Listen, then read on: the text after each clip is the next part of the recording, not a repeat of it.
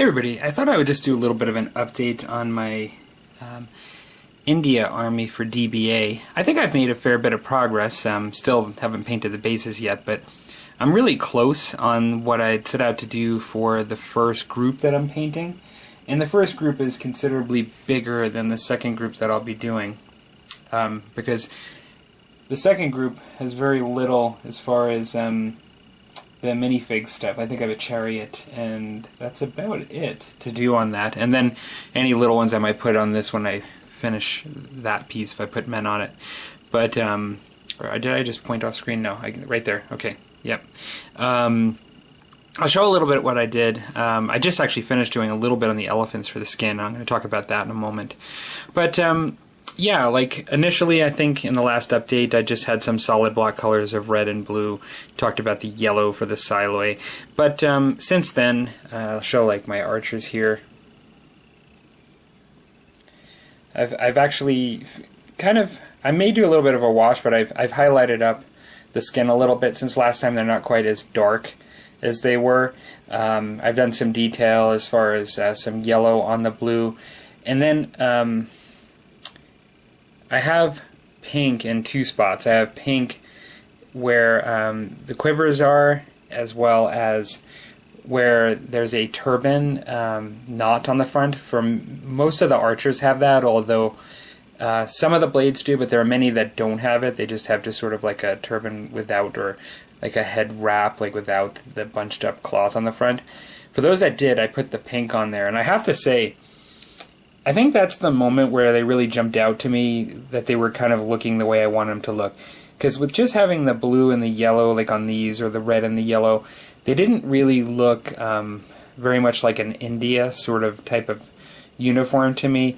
Not that I'm an expert or anything, but I found that once I added the pink, then it really kind of came together and looked proper for me. Like it just, for me, looked like that was the thing that kind of put it over the top.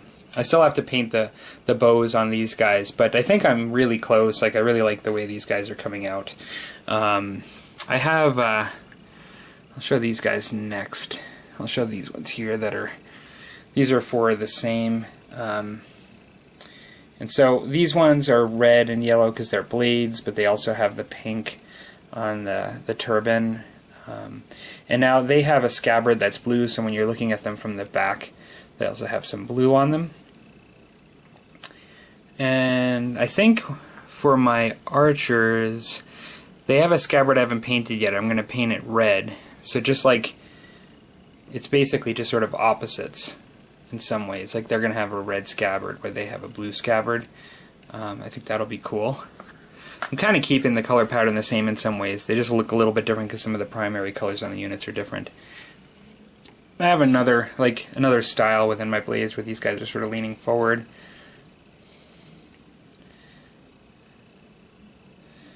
I sort of did the same.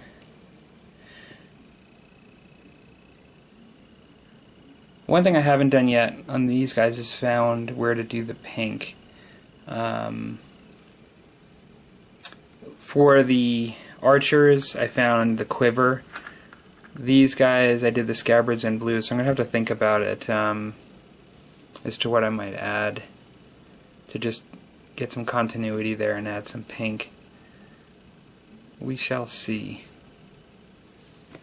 And so, I suppose I don't have to, because I have a lot of pink in the army, but the actual silhouette, I have some guys, the guys that have spear, I've made their primary color yellow, and they have, some of them have shields, so I've given it blue, and they have a pink scabbard. And then of course, because that guy's an archer, he looks the same. I've not actually done his quiver yet. I think I occasionally with the silhouette I did them out of my what is it? Out of my assembly line production, and so where these guys have a pink quiver, I actually messed that up there. I actually did that guy's scabbard pink. I'm going to have to switch that. I'm going to make that red and then paint his quiver pink just to keep it in line with the larger group. But there's even like one guy that's a silhouette that has like spear and then also a blade that looks similar to the other blades, just mixed up there. So I'm kind of happy with the way these guys are coming out. I'll be honest, when I first started this project, I really had no idea what I was going to do, because it's so different than anything I've ever done before as far as painting, not only in scale, but in the style of the Army. But in some ways, that's really what's very cool about it, because my really liking of DBA has sort of made me really want to do this when I was given this, because I really like to play this, because I really like DBA. It's a really fun game to play. And so it's really brought me into a world with this sort of India Army that I never think I would have ever entered, as far as it's not something I could have seen myself doing anytime soon. And so that was very cool. Now, I was talking to Ralph a little bit through comments just about how to paint the elephants. And like in the recent Saga stuff that I've done, you know, I was talking to him about pictures and things, and I was doing some research.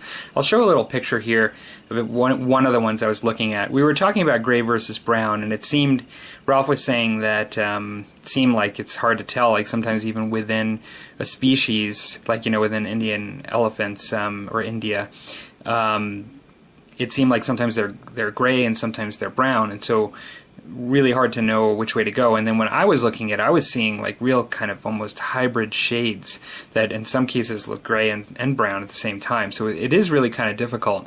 But when looking at this picture here, I noticed some of the real light coloration that was almost pink, whitish pink, you know, in the ears and on the trunk. And then I was looking at the skin, and I was thinking, you know, since there's this sort of little bit of a red element in with that lighter area, I'm almost seeing a bit of like a muted purple like within the gray in this. It almost looked like a little bit of purple, kind of it is a complex skin tone, you know, really, when you think about it. And so I decided, you know, I'm going to play with that a bit and just see how it comes out. And what I ended up doing is, let's see if I can get this under the light better here to look at.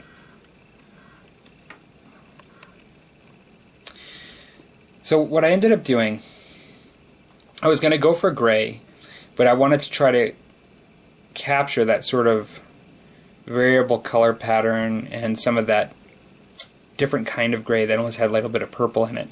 And so I took a gray and I put just a little bit of purple and watered it down, and I ran it over all the skin, and it was definitely more on the purple side. I was even painting and I was thinking this is going to be like a pink elephant or something, and I was like I wasn't sure how this is going to come out.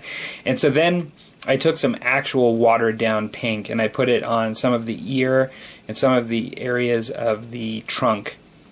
And I've got another one here too I'll show as I'm showing this. And so I put that in some spots. And then also what I'd then done is I did feel it was just a little bit too much on the purple side for me. So I took a really watered down pure gray, the gray that I used initially, but just really watered down, and I ran it over all the skin again. And then of course, you know, it was definitely more on the gray side. Although it still left a lot of the pink through on the ears and on the nose that I wanted. But then lastly, I kind of thought, you know, I still wanted to have a little bit of that purple hue, so I played around and I watered down GW's, what is it called? It's called Drucci Violet. And I did my best to water it and try to do a glaze, so not a pure wash where it's just going to go into all the lines and create like a purple depth inside, but really try to keep it watered down and wipe it off where it pools too much. And I tried to just create a little bit of a purple hue. And you know, honestly, I kind of like it. I think it has that sort of, it's almost like, in some ways, looking through the viewfinder here, I think it really depends on the lighting and things, but in some ways it's like not causing my eye to refocus, but it's causing my eye to look at it and say, it's almost like my brain can't decide what it is. Like when I look at it, it's got a little purple, it's got a little gray, and like I can see the purple and the gray at the same time in the skin. And overall, I think my brain wants to see gray, but I think if I concentrate, I see purple. And so I kind of like it. I kind of think it has a balance there in the color that I was trying to achieve. And then with the little bit of the pink on the tip, I think I get a little bit of the realistic look that I was kind of hoping for, to capture some of that. So I don't know what you guys think. Maybe have any of you guys painted elephants and did something similar?